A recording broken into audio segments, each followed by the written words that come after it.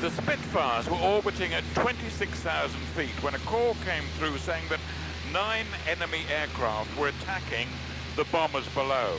The 222 Squadron, led by Wing Commander Compton, swooped down to attack the loose formation of German FW-190s.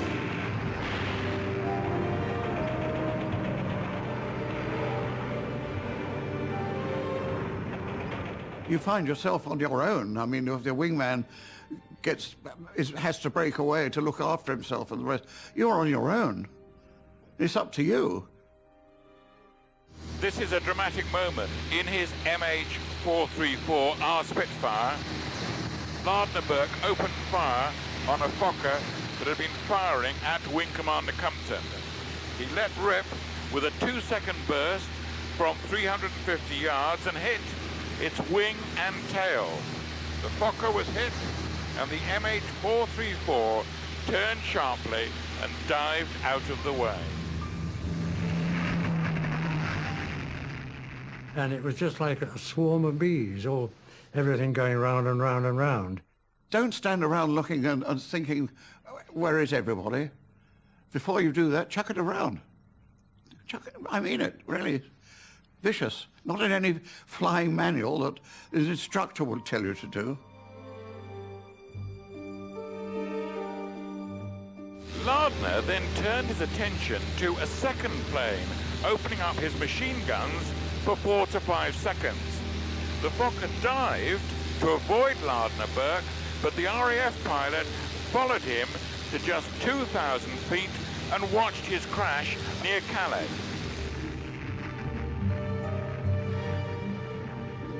So MH-434 had a good start to its campaign and then headed home to its operational base at RAF Hornchurch.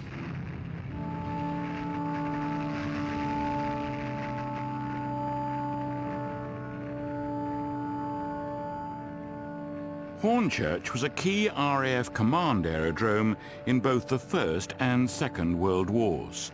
The local people were used to living with the dangers of an airbase. But it still seems very surprising that in 1937 a school should be built so close to where the planes took off. And that's where we're going next. That school and its pupils are still keenly aware of their close link with the Second World War. What do you think about a Spitfire? It's fast, yeah? Very manoeuvrable. It's very manoeuvrable, yeah? What else have we got? Wait a minute. It's very cool. It's what? Very cool. Very cool. Yeah. It's on our badge. And where is it on the badge? Oh, right, there's on the badge, yeah. Okay, so Spitfire, your favourite plane? Yeah. That's the right answer. These children are almost as enthusiastic about the Spitfire as I was when I was their age. They're crazy about the old plane. They may remember it fondly, but the 900 or so kids that went to school here in 1943 lived with it daily, and the pilots were their heroes. All of which makes what happened on March the 24th of that year so poignant. Jim Ring was in class on that morning. He was just 9 years old. Our teacher, Miss Culling, was up at the blackboard, and we heard this awful noise, and it got louder, much louder, and we just yelled to the teacher, "Get down, miss," and we all dived under our desks. The sound Jim could hear was a Spitfire heading straight for his classroom. The pilot, an American volunteer, knew his Merlin engine was in trouble soon after he took off, less than 500 yards from the school.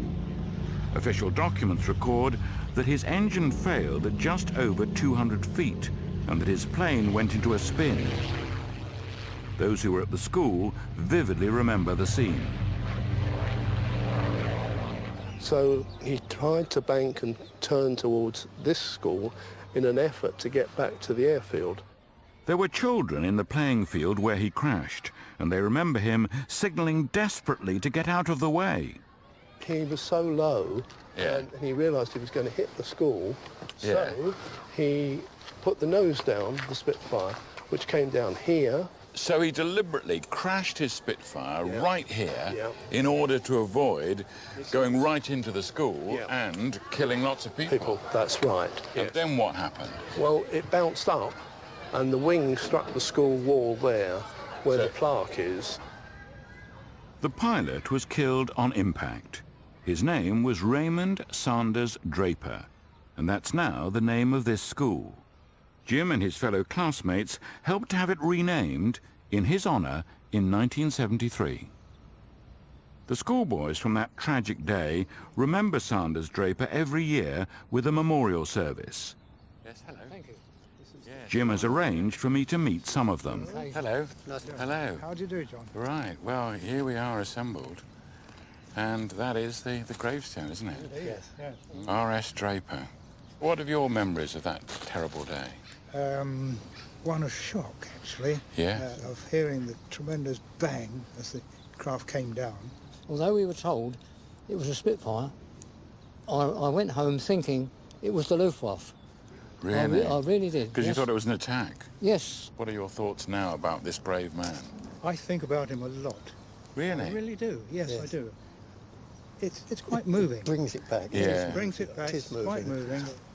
If it hadn't have been for this man, none of our children would have been born, and their children wouldn't have been born. It would have had such ramifications. So you can't express it in the same way as you can feel it. Our young days were taken up with the Spitfire. Yeah. You looked out of the school and you would see them taking off, circling round, landing, you'd count them back in. So all of you feel that you do really owe your lives to this man? 100%, yes. Yeah. Oh, Yeah. without shadow of a doubt. Absolutely. If he'd have been a few feet higher, he would have It'd gone have through the been smashed window. through the Yeah. school.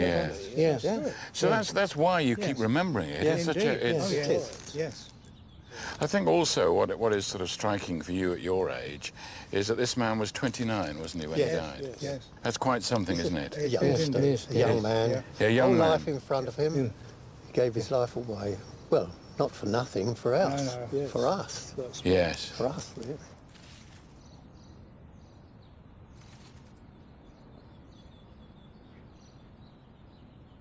That's the true spirit of the Spitfire, isn't it? Young men and women doing remarkably brave things for people they didn't know and perhaps would never meet.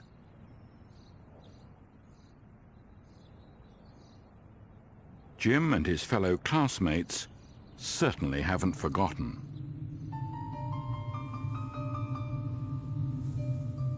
Our plane, MH434, was delivered to RAF Hornchurch just a few months after the accident at the school. It wasn't a special Spitfire then. There wouldn't have been a fanfare. Just another small moment in the old aerodrome's history. RAF Hornchurch is now a nature reserve. There are only a few signs of its past. I came here in the 1960s as an RAF cadet, anxious to get a flying scholarship, and that's how I learned how to fly. But when I was here, this was full of the buildings and the runways of the war.